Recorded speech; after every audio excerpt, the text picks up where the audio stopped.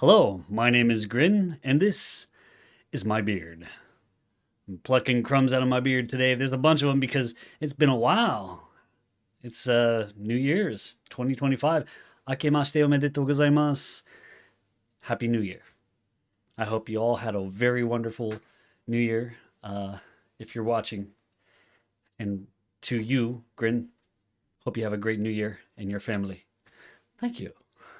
So, the crumbs that I'm pulling out of my beard today. I want to talk about this. This is a big one. This one's just been kind of egging on me and making me think a lot. And it has to do with compromise in relationships. Now, I've been married for about 15, 16, wow, no, longer? About 15 years. Jesus. It's time flies when you're married, I guess. I've been married for about 15 years now, and um, it's been quite a thing. We're two completely different people living in completely different worlds, basically opposites. I would like to say because I feel like Japanese culture and my especially Arizona and southwestern American culture are just very opposite style. Everything seems opposite. I could probably go on with many different uh, examples, but let's just suffice to say for now, it's just very opposite. Now I'm a guy, so I'm a very logical type of person, and I like to follow logic, uh, very closely. This is how it is because a one plus one equals two. It's logical. It makes sense. But I guess women are more emotional, and so we have this dichotomy of living life emotionally or logically, and we also have this dichotomy of uh, getting messages while I'm doing a video, even though I just said that I was making a video and asked them to be quiet. That's cool.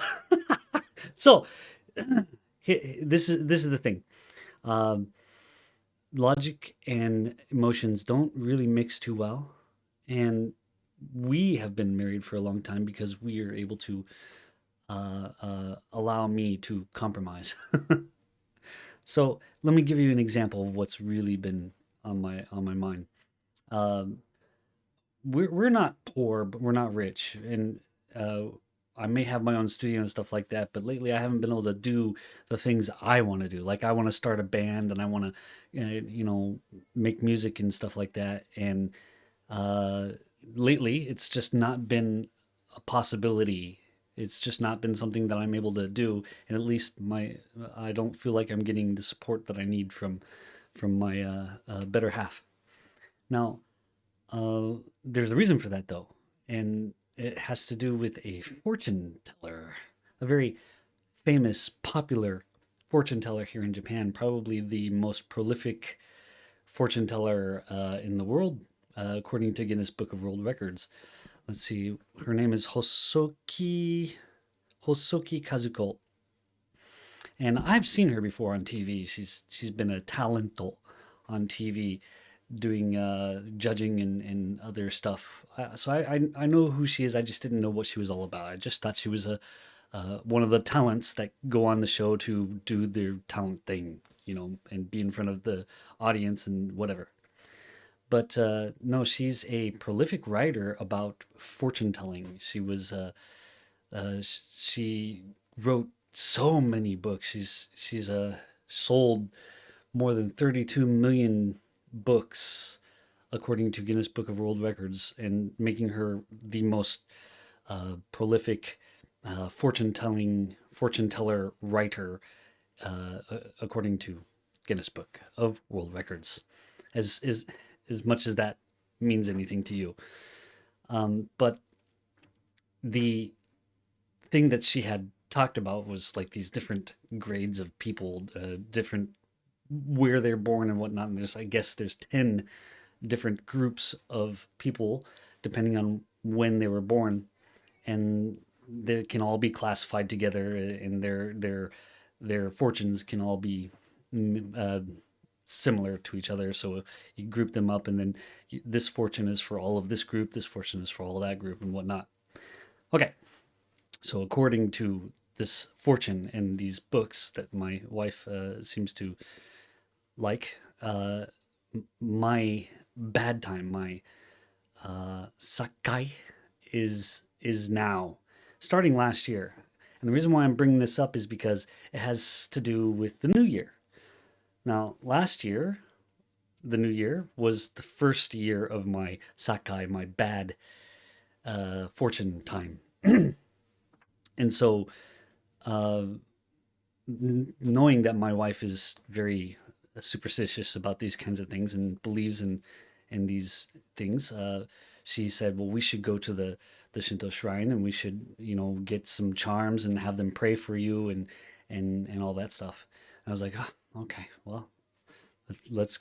I mean, if it makes her feel better, and if she feels safer and feels, you know, like it's doing something, great, because I don't want to have to, have her go, "Well, see, if you had done what I told you about your bad luck, then we wouldn't be having these problems now." That kind of thing. So go ahead, do your thing. I'm okay with that. So we paid some, and besides, this Shinto shrine is doing a good service for the community, in my opinion. It's not like they're going out and saving homeless people or anything like that, but they do help people, and when they're not, helping people who are in destitute need, they're providing a place for people to go to get peace of mind with their problems. Some people would go to a psychiatrist, but in Japan, mental health is not taken uh, well. It's not received well, and any kind of mental health services are not uh, available for the average person. And even if they are available, they come with drawbacks, and they come with stigmatism and dogma that people don't want to deal with, and so they avoid it. So one of the ways that they can get their mental peace of mind is going to the shrine and getting a omikuji,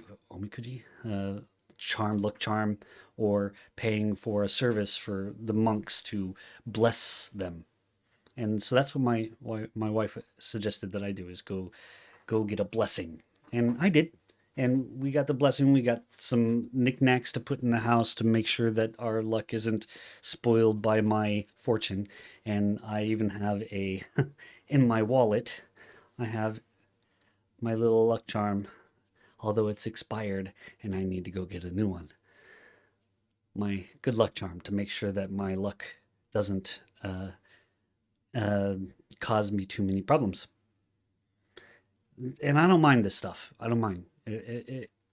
It's not. I don't believe in this stuff, but if it makes my wife feel better, I'm okay with it. It's perfectly fine, because I like her feeling better.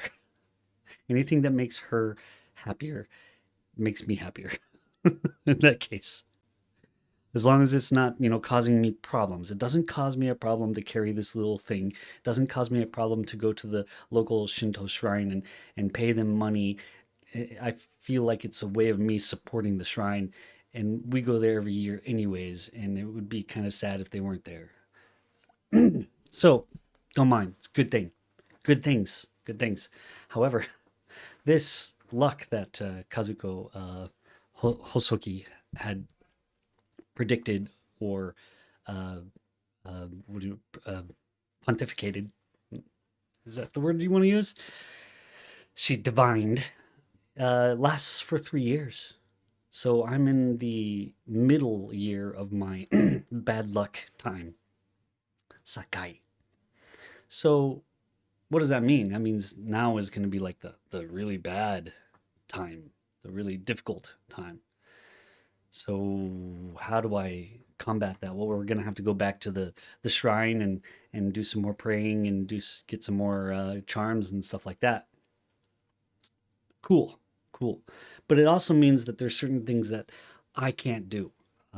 Like anytime I have to make a decision or whatnot, I'm not supposed to make the decision on my own. I'm not supposed to do anything for myself uh, of my own design. I'm supposed to, because if I do it of my own design, then my luck will be injected into that project, whatever it is. That includes joining a band and making music, which is the reason why I was in the band prior was because we had started before my bad luck year, and then my band that I had, we broke up the year of my bad luck. So maybe, I mean, my wife would say, yeah, it's absolutely that's the reason, but I don't believe any of that. It's just that's the way it was. But come to think of it, my old bandmates are still my friends. So it's not like we had a breakup and it was like, oh, everybody's upset with each other. In fact, my previous band just came out with some new music, or at least two of the members of my previous band. They're in their own band now, and they just published some music. It's wonderful. I love it. It's the stuff that I was singing, but not that obviously it's different now. It's the melodies are different. The words are not in English, they're in Japanese, all that kind of stuff. So beautiful music. I loved the music when I was performing it. So I'm happy to see that it's continuing. Even though it's different and it's not the same, it's still nostalgic enough to make me go, ah, I like that song.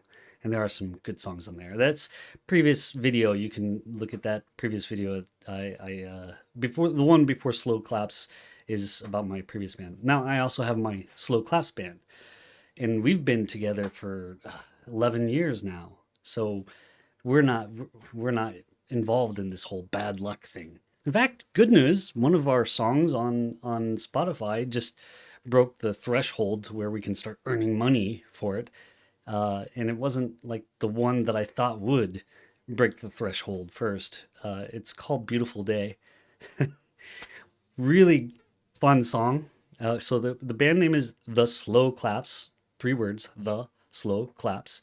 The song is Beautiful Day. And if you listen to it at the end, you can hear me. Uh, here, hold my beer. Yeah. So uh, the luck thing doesn't affect slow claps, but it affects everything else that I want to do.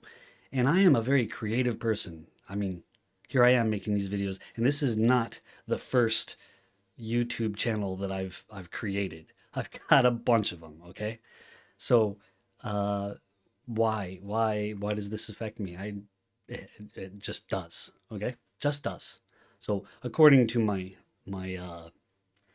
Fortune by Hosono or Hosoki Kazuko, um, this is a bad idea. Creating this channel and everything is a bad idea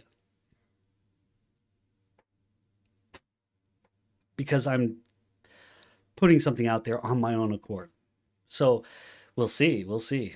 Let, let's see if that bad luck thing is real or not. I mean, probably it definitely is, right? Definitely, definitely. So, what does this mean now? There's a bunch of things that I can't do. I can't make the band that I want to make because it's hard to do it on my own in Japan. We live out in the boondocks of Niigata Prefecture. There's not a lot of musicians out here that I could find. I have my own studio and very few people come to use it. We have another studio not too far away. It's not ours. It's just another studio. It's uh, run by the city, and they're really cheap, and their studio is friggin' huge. And as far as I know, only one band uses it right now. It's just there's not a lot of people here who want to do that stuff. Although there's a difference between that studio, which is nice and huge, and my studio, which is nice, huge, and well designed. So all the walls are not square, and there's no standing waves, and I've got, sound deadening padding in the room. It's not an anechoic. It's not completely anechoic, but it reduces all the big sounding waves. So I've got standing waves. So I've got people who are going to come in February and do some recording. They're going to record some music there because the acoustics is just perfect, beautiful. I designed it myself. That was before my bad luck. So other thing is the computer that I'm using to make these videos and record everything on, it's really old. It's like 8 years old. And I keep telling my wife, I'm going to have to buy a new one. I've fixed this thing like 5 times now where the RAM dies or connection gets bad or I've got to replace the motherboard or whatever. I've repaired it many times and it's getting to its point where it's like, it would be better to just buy a new computer. But I can't because that's something that I would do for myself and it doesn't follow the luck. So I've got to wait. How long do I have to wait?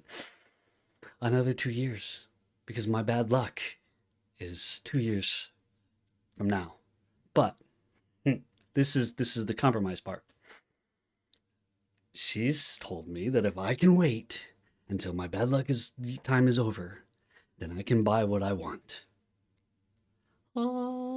Okay. Now we're talking. Yeah. So all I got to do is suck it up for 2 years and make this thing work and suffer through it.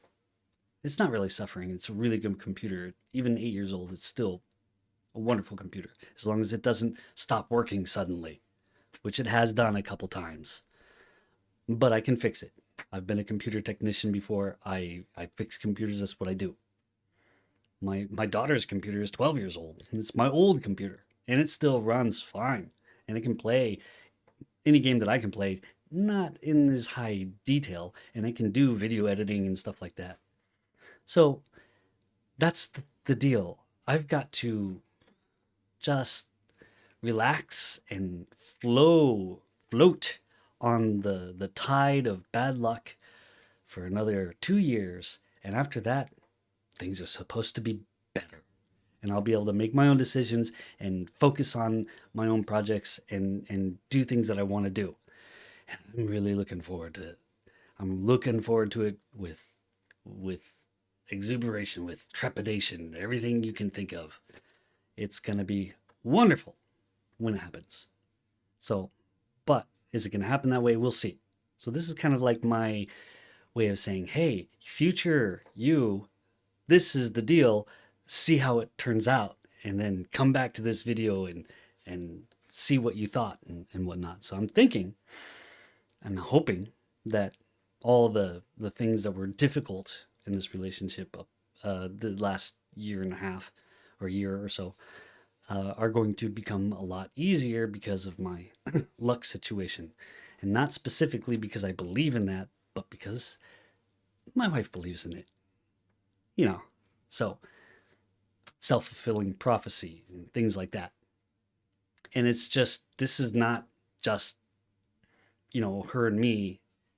A lot of people in Japan believe in this fortune telling stuff, Chinese zodiac stuff and whatnot. It's just the way of life for some people, especially most everyone in Japan is who was born in Japan is Shinto. You don't have a choice. You are Shinto. So yeah, and I don't mind. Shinto is not a it's not a religion that requires sacrifice to the point where you'd be like, oh my God, it's run by a very jealous and spiteful God. No, there's nothing like that. None of that stuff. Shinto doesn't tell you you have to do anything. It doesn't say you have to be any way. It just says if you're gonna live your life this way, this is what you can expect. Not that you're gonna go to hell or anything like that. None of that stuff. That's good. I like a religion that doesn't pontificate like fortune tellers do. Now, I don't know if it's really pontification. Yeah, fortune tellers are not telling you what you should do. And if they do tell you what you should do, they're a bad fortune teller. A fortune teller should tell you what you can expect or what might happen and things like that, but never tell you what you should do or what you shouldn't do. Just what the consequences might be or whatnot. Um, and just guide you, I guess, in a point where your mental uh, security is not, you know, pressured by rules and what fiction or what do I want to say, fabrication and lies or stories. So fortune. This is a Japanese thing. It's not only Japan. It's not like fortune tellers are new.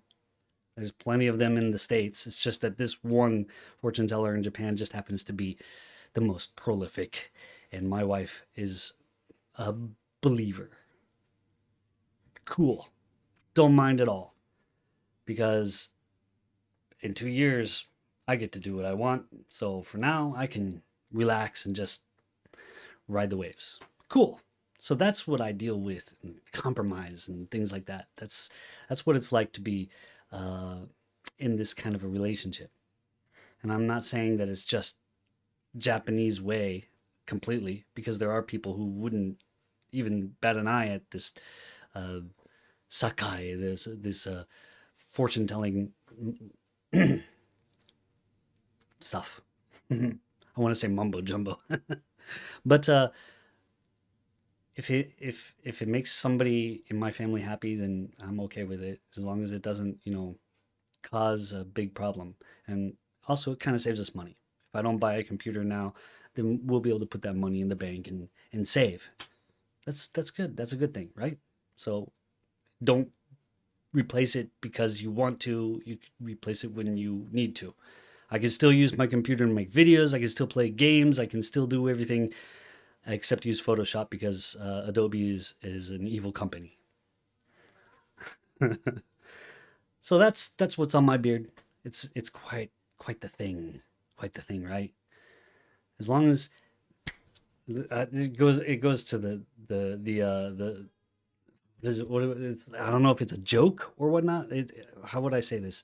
Wise words, joke, whatever you want to say, where the kid comes up to his father and says, "Dad, I'm gonna get married. Do you have any advice?" And Dad says, "You need to apologize." The son says, "Why? What do you? No, you need to apologize now," says the father. And the son's like, I don't know what I did." And he says, "Apologize now or suffer the consequences." He says, "Okay, I'm sorry. I'm sorry. I'm sorry." And the father looks at him and says, "Now you're ready to get married." All right. See you guys.